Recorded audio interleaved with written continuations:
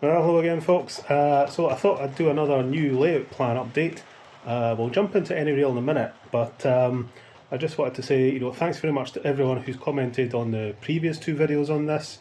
Lots of ideas and observations that have helped nudge me one way or the other on a few things. Thanks also to everyone who's emailed me about this as well.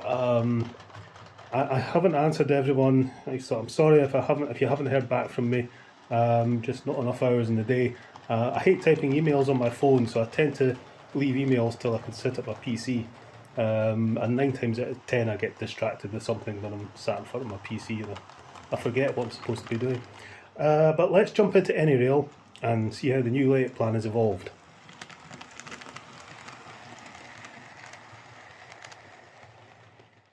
Okay, so this is the last version of the plan we looked at, revision 4. A lot of people commented on these straights saying, why don't you use some flexible track to put a gentle curve here, just to bring it away from the corner of the chimney wall. Yeah, I was kind of thinking the same thing. It's kind of obvious, really. But I like to use set track when I build and when I design an AnyRail initially, just to keep all my geometry correct.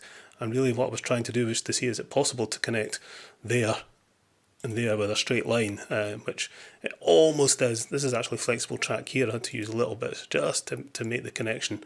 But yeah, when I build it, I'd imagine there'll be a sort of a gentle curve in here.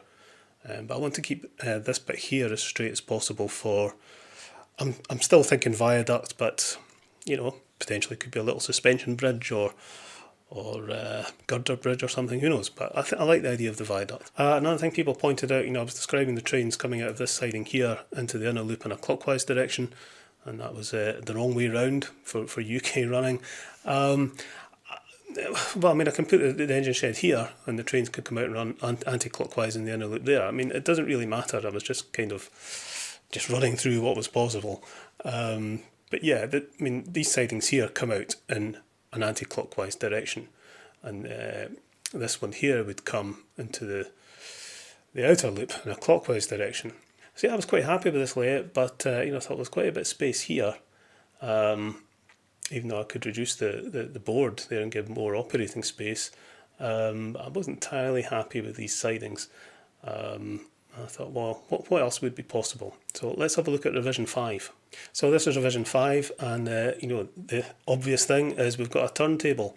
I kind of realised there was space up here for one. If I expanded this baseboard a bit, I could squeeze this turntable in. It's the Pico turntable, which takes up a little bit less space than the Hornby one. That's the Hornby one there. It's a bit bigger, but I could probably just fit that one in as well. But just get rid of that.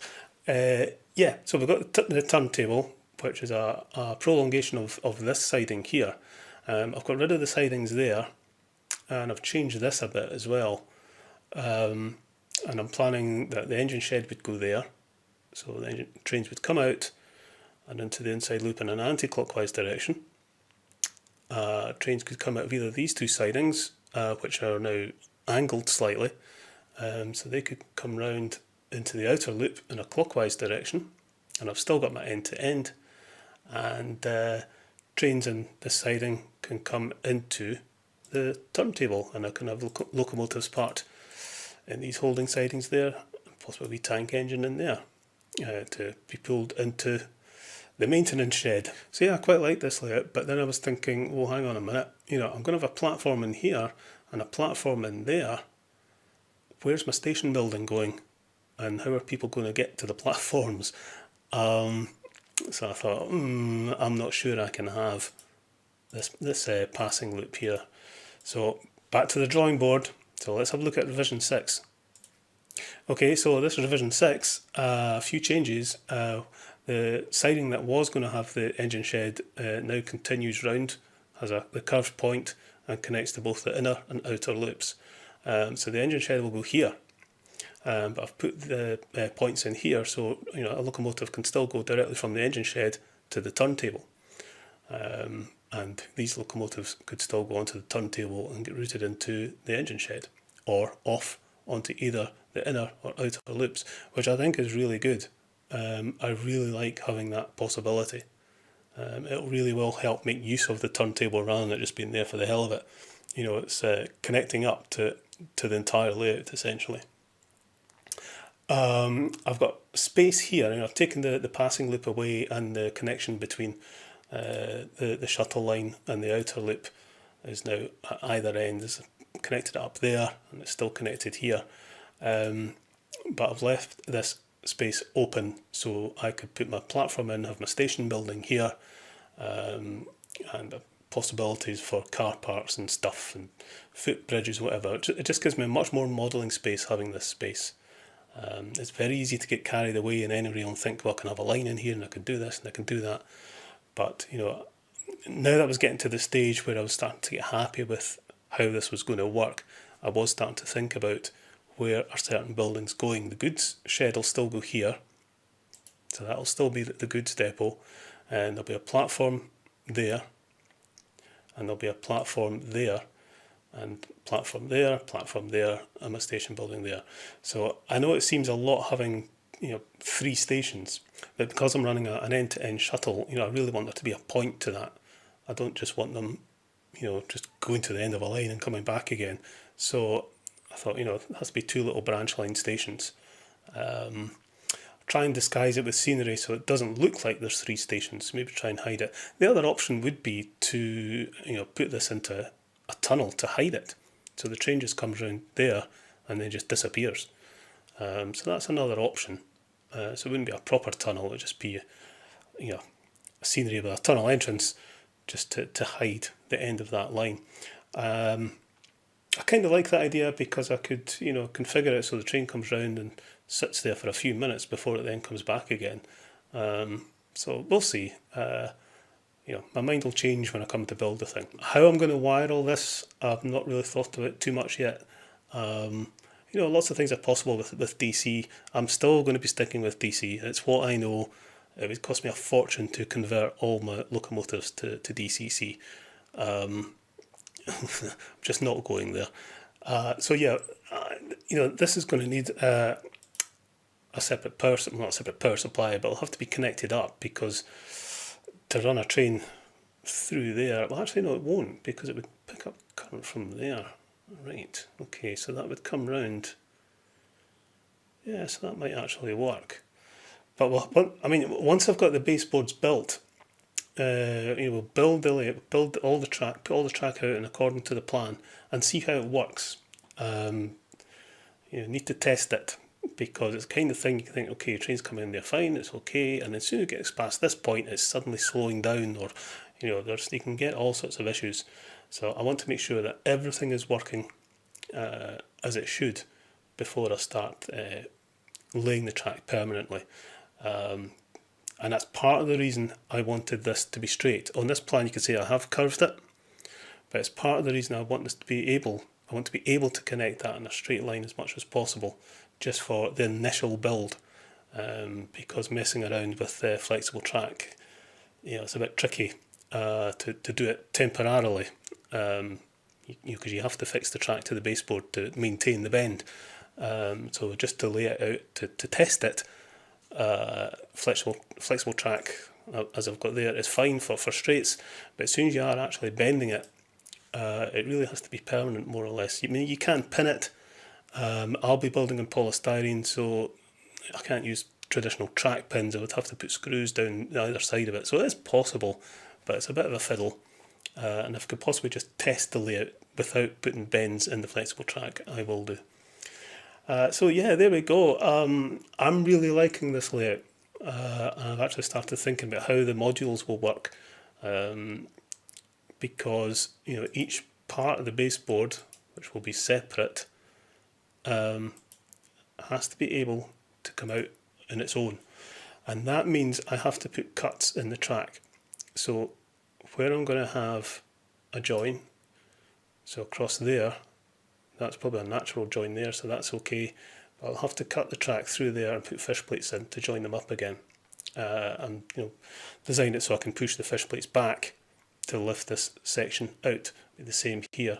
These will have to have fish plate joins. The removal section, that's a whole different kettle of fish. Here we'll have to have joins across all those tracks there. So we can lift that out if we need to. Being modular does make it very difficult to build. It really adds a lot of complication, especially when you're building it with scenery, and the way I build it, using polystyrene and putting plaster on. To do all that with polystyrene, plaster, hardboard or MDF or whatever, and have nice clean joins that aren't really noticeable, will be very difficult to do.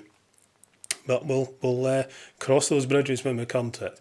But yeah, I really like this. I've still got reasonable space for my operating area. You can see I put a measurement in there. It's just under 1.7 metres that way and just over 1.7 metres that way. So that's enough room to work in.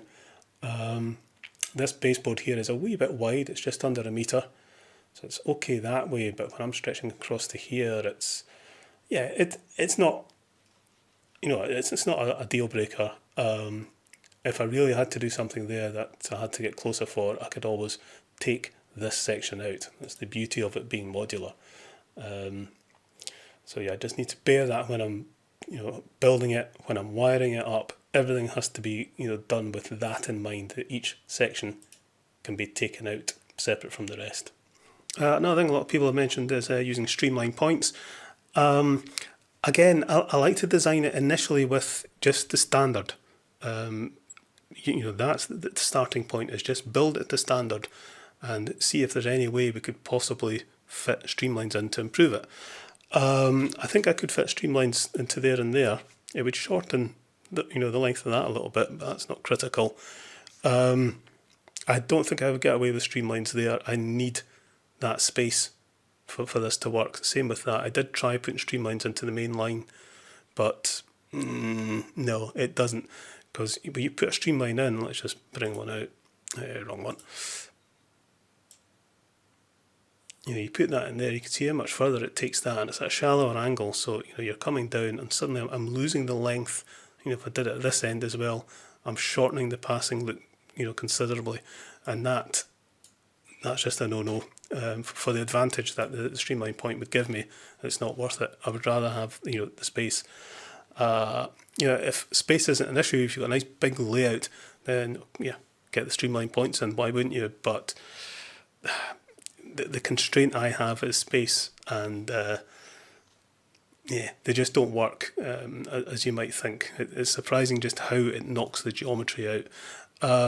If you build it from scratch, if you build the design using streamline points from the beginning, obviously it'll work, but you wouldn't be able to build that design using streamline points only.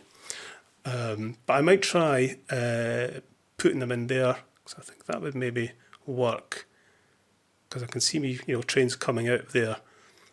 It would be quite good to reduce that radius a bit, and if I could possibly squeeze them in for these points as well, that would be quite good, I think.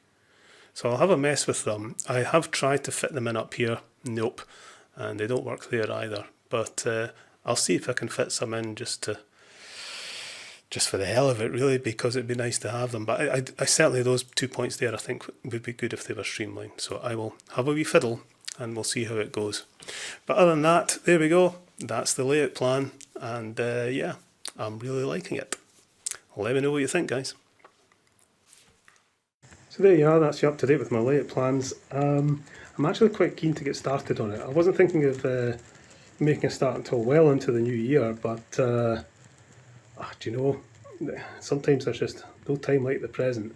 So I'm going to start clearing out from underneath the baseboard, because there's a lot of rubbish under there. We'll clear that out, we'll clear the cupboard out, and we'll start buying materials. And at some point, there'll be time to say goodbye to this layout, and we'll have to start dismantling it. It'll be sad in a way, but what I'm planning to build, I think, will be so much better. So yeah, I'm dead keen to get cracking with it. Okay folks, we'll catch you later.